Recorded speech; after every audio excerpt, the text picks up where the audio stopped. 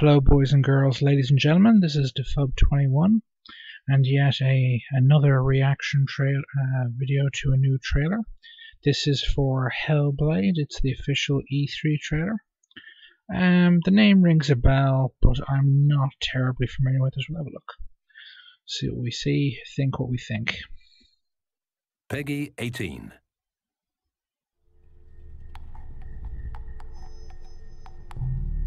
Okay, these guys.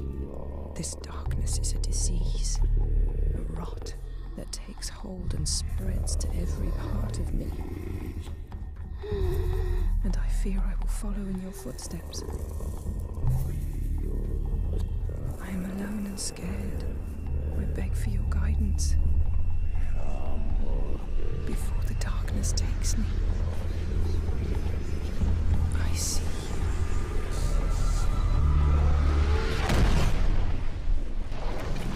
No.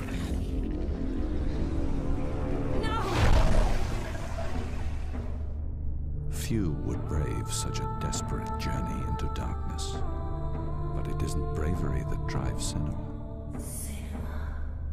Only those afraid of death would use such terms.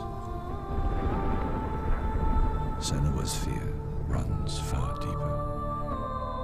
They know you're weak. Get up and fight. You're pathetic. Control the fear. Let it pass through. Remember his words.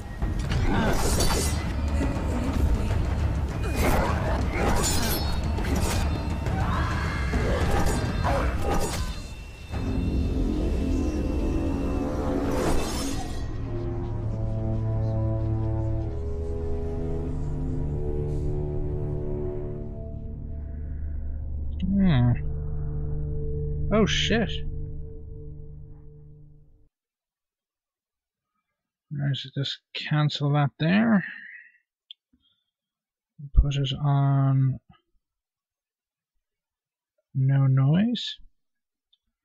Right, Ninja Theory name rings a bell. I think today I want to say they did the most recent Devil May Cry game, the Western Devil May Cry.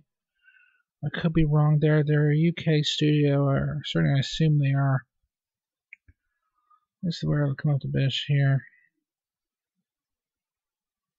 Okay, irrespective of the visuals of the graphics, where it comes up here, I'll give it a moment.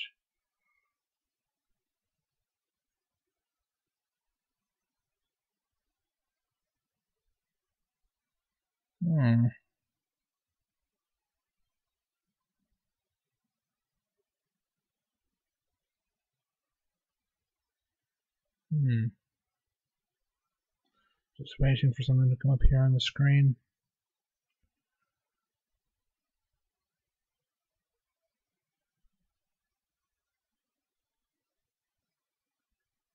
Yeah, there it is.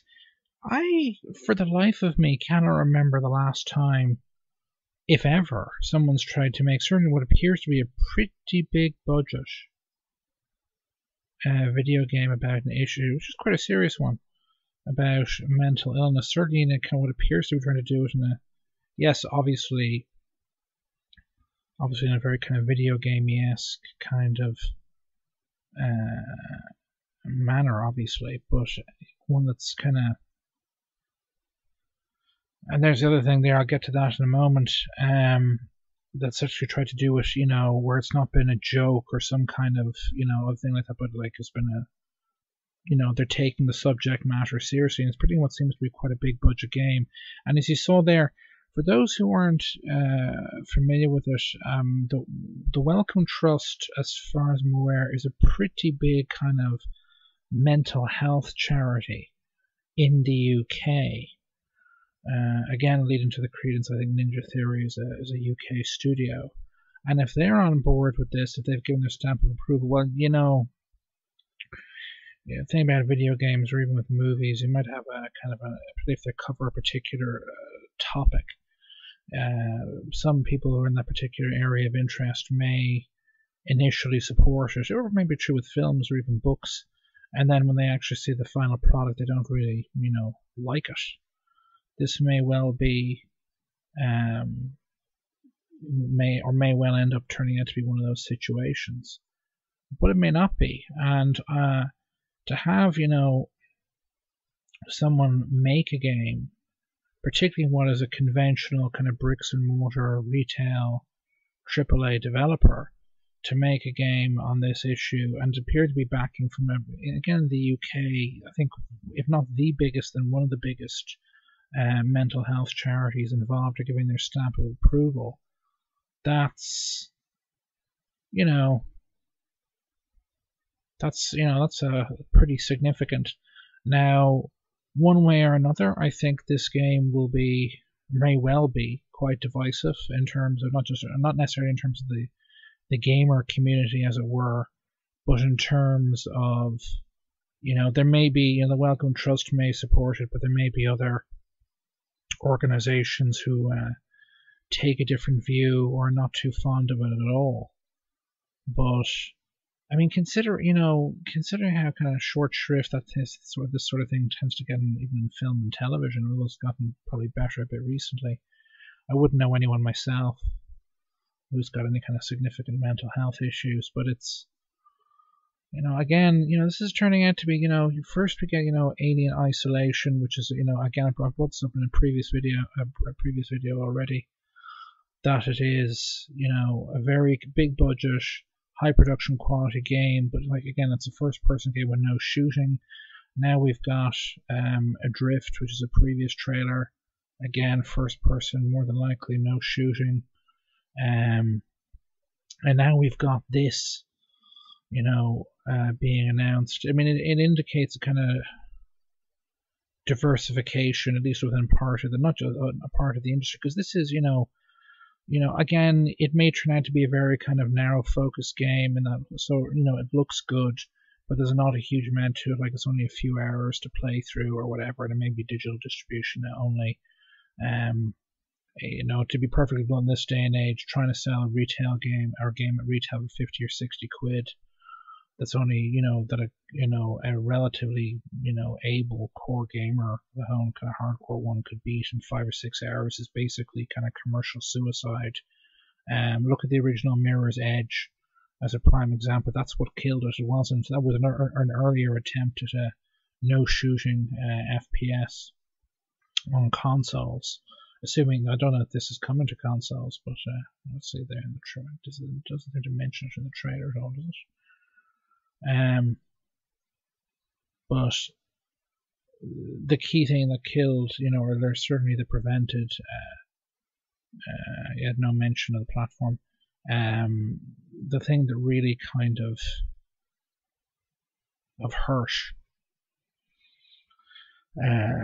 Mirror's Edge wasn't the reviews itself, but the fact that one of the key things the review mentioned was that if you're a relatively able gamer on normal difficulty, you'll beat this game in 5 or 6 hours.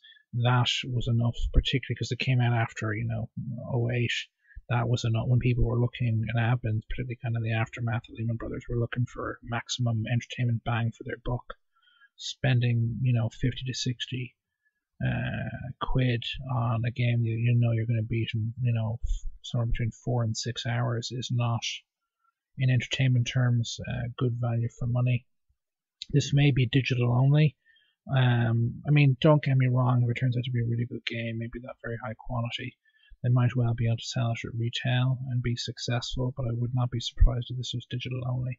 And it also depends on, you know, you don't see, it looks visually, looks, you know, very, you know, quite good, but it doesn't really, the in-game footage, which we assume this is in-game footage, doesn't necessarily give an impression as to the kind of the scope of the game, in terms of, like, these are all relatively closed, you know, what we're seeing here, relatively closed, fenced in, as it were. We're not literally fenced in, but, you know, trees and, you know, mounds, all the rest. Gameplay areas we're seeing here. Yeah, so that big open, you know, open view kind of early on. So again, we'll come up here, but that, you know, those kind of things. See here now, just a moment. It may well end up being that it's a, you know, yeah, it looks very good, It's made by kind of a biggish, or well, it's certainly not an indie studio, but there's a very big difference between, if you can, it's quite possible to design a game that is visually quite good looking, which just seems to be decent enough. But because you've designed it in a very specific way, it's not that technically challenging necessarily to design or create it, nor necessarily requires the creation of a huge amount of art assets. I mean that sequence there, that looks good, but that just because you can see this big open skate, valley or whatever you call it, just because you can see this big open valley as you look over this kind of cliff/mountain face or mountainside in a game does not necessarily mean that you can actually explore that environment in any real meaningful detail.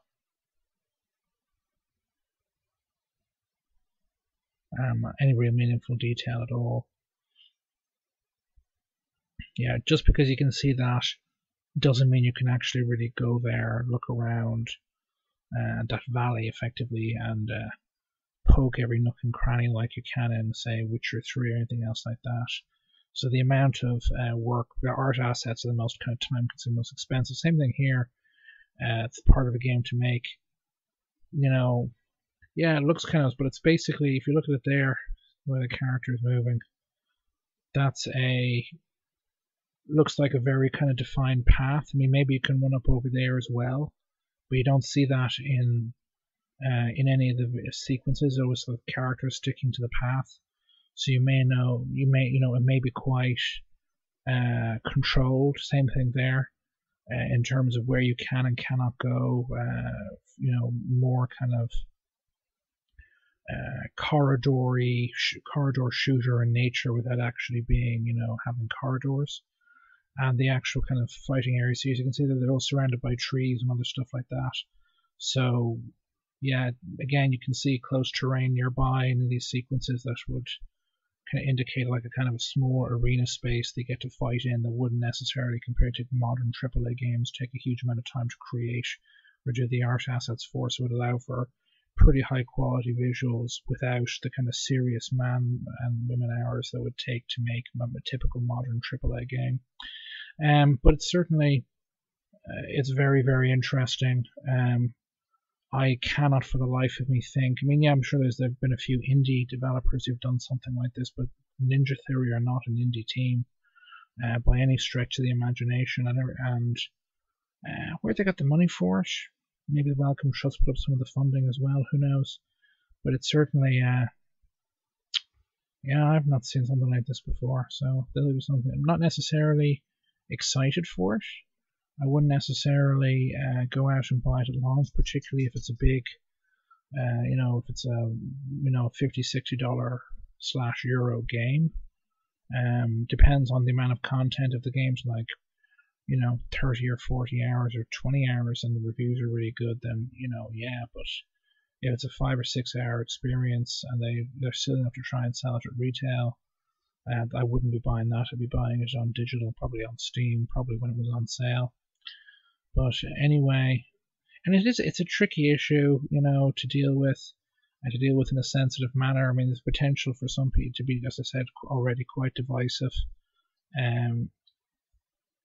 People, may very well be of the view that within that, that sector, as it were, that it's disrespect for anything else. Some people might like it, some people might not. What I would say is I don't think any of the mouth breathers, as it were, will be able to label this not a game the way they were able to label Gone Home, which I haven't played, to be clear, but that's I don't think that'll be a problem for this. Anyway, this is Defub21. If you enjoyed this video, please let me know in the comments. Any positive criticism would be also welcomed.